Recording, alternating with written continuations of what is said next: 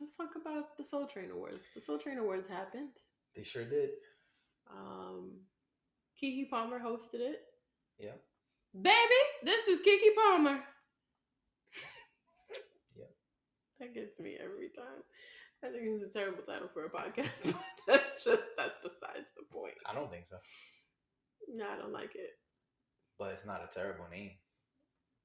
Brand recognition. Sure. The cachet that your name has, searchability, internet footprint, all of those things come into play.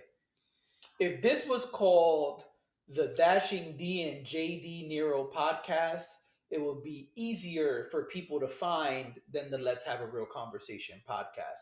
We opted not to do that. Mm-hmm. But the name you've built, the name I've built, putting those things together, that's going to allow people to find it easier. Mm-hmm. That's going to create more tie-ins, and more interconnecting links, content, searches, etc. You're right, but I'm not talking about from a branding perspective. Oh, I know. And that's what I'm saying. I know you don't like the name, but I'm saying but this is all the reasons why it is a good name.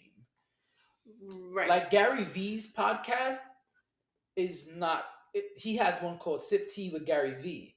That comes up as soon as you search Gary V. Mm-hmm. His other stuff doesn't come up as easy, even though he is super popular. Right. And I get what you're saying. The Joe Budden podcast, when it was called, I'll name this podcast later. Mm-hmm.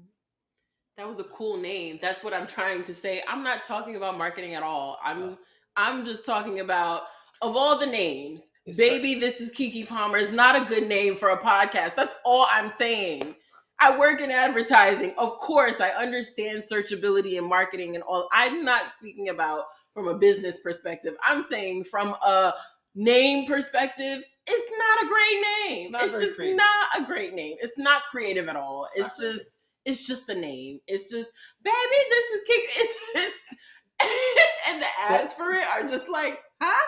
When I first heard the ads, I was like, is that really the name of the podcast? But the thing is, although it's not creative for a lot of these stars, it is about business and branding. Of course, it's designed to do what it does. It's designed to work for her. I get that. I totally understand that. I just don't like the name. I just think it could be a better name. Yeah, I think I'll name this podcast later is way more interesting than the Joe Budden podcast. Yes, of course. Yeah. That's all I'm saying. Yeah, I agree. I think I'll use myself. I think Hardly Minding My Business, great name, way more interesting than Ms. and Mrs. Podcast. Yes, great name. So that's all I'm saying. Yeah. The difference is we are the people who are using their name. They're doing so because they know what it brings to the table. But they're also a household name or someone who already has a fan base of a certain, level. Mm-hmm. Somebody like me, somebody like you, we're not a household name. Mm-hmm. So even my example of the JD Nero and Dashing D podcast, it's not going to make this get 1 million views and listens every time. It would probably increase it instead of it just being let's have a real conversation. But those people know they are popular already to some extent. Like, if Cardi B put out a podcast tomorrow, it should probably be called the Cardi B podcast. Or something with Cardi B. Right. Or, sure. But that's why all the shows are called like the Oprah Show, the Jennifer Hudson Show, or whatever, Tyra Banks Show, because they could name that shit whatever they want. But the Cosby Show was about people called the Huxtables. Exactly. Had nothing to do with anybody named Cosby. Exactly. And in all of these podcasts, none of them are up there. Most of them, I shouldn't say none. Most of them are not up there speaking about my childhood, my life, blah, blah, blah. Like, it's... Yeah. some total other shit.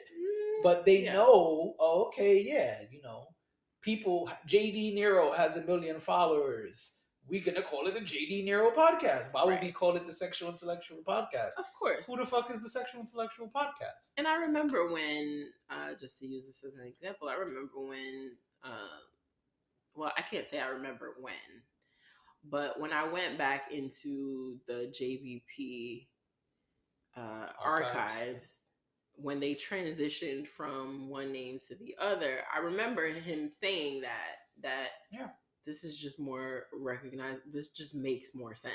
Yeah. Then I'll name this podcast. And speaking of Joe specifically, he said, like, I didn't really want to do that. I love the original name, but for branding purposes and all of the things that we're saying, management and Spotify felt this is the better move.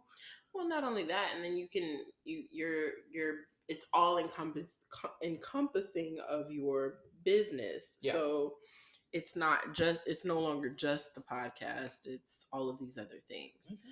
So I get it. I totally understand where you're coming from. I just think the name is just not that great. But it's not creative. Totally, yeah. I agree. So what were we about to talk about? I was just about to ask you the same question. I don't. Soul Train Awards. Soul Train Awards. Okay, so she hosted the Soul Train Awards. I was like, how the fuck Keke Palmer even came up? Soul Train. She hosted the Soul Train Awards. Soul Train was cool. Soul Train is always cool because it focuses on R&B. R&Bizzle. So there were a lot of performances. Which I thought was good. Yeah. The performances were great. They did the Soul Cypher. When you're watching an award show, first of all, I don't like watching award shows. Mm-hmm. When you're watching an award show and it's like 3 performances in a 3-hour show, it's like, I'm falling asleep. Yeah. Because most of us are not interested in every single award being given out over 3 hours. Yeah. Yeah, that's true. And the show was produced really well. Yeah. I liked the way they structured the show. So you got to really enjoy the performances. Yeah. Okay, so I guess 2 biggest performances of the night were Janelle Monáe. She won the Spirit of Soul Award, formerly known as the Lady of Soul Award, and they changed it because, Janelle Monáe won the Spirit of Soul Awards. They identify as non-binary.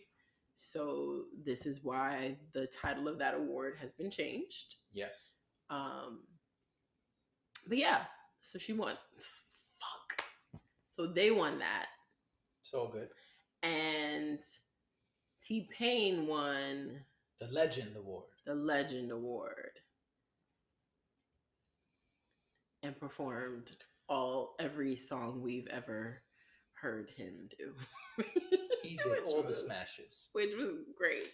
It was a great. I enjoyed medley mashup performance. It was nice to take a trip down memory lane. Who knew T-Pain could dance? T-Pain is a dancer. Okay, I saw that. He was in the dancery. He sure was. Speaking of the dancery, it's not about Usher right now. It's not about Usher right now. Don't do it. Don't do it. It's not about Usher. It's not about Usher right now. It's not about Usher. You could talk about that on the Hardly Minding My Business podcast. If you don't already, please go check out Dashing D's Hardly Minding My Business podcast, where she will tell you all about Usher and Mary J. Blige. Back to the Soul Train Awards. Back to the topic. T-Pain was in the dancery. Yes, he was. And so was Janelle Monáe. She was up on the stage dancing in her little bodysuit. Yes, she was. And flowers. I saw that. I said, "Oh, okay, girl. Well, do your thing. Do your thing." Also makes me think of Usher because she recently, completely Don't different. Forget to check out the Hardly Minding My Business completely podcast different every experience week. From Mary J. Blige. Created, produced by Dashing. Be right here. Be right here. Anyway. T-Pain, I thought was great. I thought Janelle Monáe was great. I honestly thought that pretty much every performance was good. Yeah.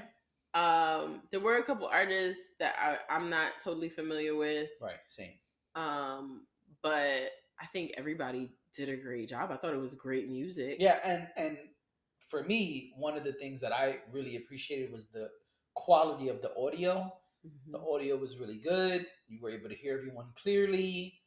Levels were pretty much on point. There was one or two performances where some people were louder than others, and Yeah. that's fine. But I think they did a really good job. Yeah. Um, The audio on Money Long was a little strange to me. got you. Yeah, that was With- one of them with the the choir. Yeah. But even that, I like. The choir sounded great. They did. She sounded great. I mean, yeah, I hear you. The levels were a little off, but I thought they did a great job. That's one of the issues I thought were going to happen because it was like kind of this outside thing. Yeah. And there's also been a lot of criticism of streaming events that are happening outside Mhm. and the way that you hear the audio quality of Right. those events. Yeah. So I thought it was good. I thought the audio quality was really good, and I appreciate it because, especially when it's an artist you enjoy, you would You like wanna to hear hear them them well, clearly. yeah. You don't want to see them going in and then you just hear nothing. Which we had that issue when we were at Roots Picnic. That was one of our few criticisms of Right. Roots Picnic was like we were super excited when Jasmine Sullivan came out. We couldn't hear her at all. Yeah. Not even a little bit. Yeah. And so I appreciate that that's not the case with this Soul Train Awards. Your girl Coco Jones was She all performed over twice. the awards Yeah. 3 times. Was it 3 times? She performed by herself. She performed with SWV, Oh, which was well, technically the same performance, but Yeah. that was her set. Mhm. And then she came out with BJ, the Chicago Kid. I felt like I was gonna fuck up his name, but I guess I got it right. I really like that song, by the way. And the album, which we and- reviewed last pod, but nobody heard. But his new album, Gravy, is a great album. I've Smooth. been Very listening to smooth. it over and over again. Yeah. And yeah, he does that song with Coco Jones. He has a song with Chloe Bailey called Honey, which is really good. Honestly, the whole album is good. Yes, definitely a smooth listen. Yeah, it's great. So I enjoyed watching them perform. Also, I just feel like duets. We don't get a lot of duets these days. But let me ask you something. Mm-hmm. You don't like duets? I was gonna ask you, what's a duet? Because if a duet is simply a feature, no, we get features a lot. A duet is not simply a feature. So let's break it down. What is a duet today? I think it's the same thing it always was. I think we are singing together, like not necessarily dueling, but singing together. Like some of the verses are us singing at the same time, not at the same time, but singing, going back and forth, like a call and response type of thing. And that's why I say we don't get a lot of duets. I agree, but that's why I wanted to clearly define a duet, because we get a lot of songs of singers together, rappers together, and duets are a singing thing. But I was curious, how you define it. Duets are a lot less copy and paste, and I'm not saying that all artists are copying and pasting. There's but I believe, as an artist, let me tell you, there's a lot of copy and pasting. And I'm sure there is. And from a sound perspective, most songs these days sound like they've been copied and pasted, right? Like, not necessarily in a bad way, but they do. But they do. They don't sound like the two. They don't often sound like the two people were in the same room. Because they're not. It's clear that they're not. So that's why I appreciate a duet, because it's also a sign of the times. Mm-hmm. Because why travel across the country if I could just do it right in my crib or in my studio or in my home studio for some people? Yeah, and that's fine. I don't think it ruins the quality of music, but I do like the idea of a duet where and even that you could overlay one.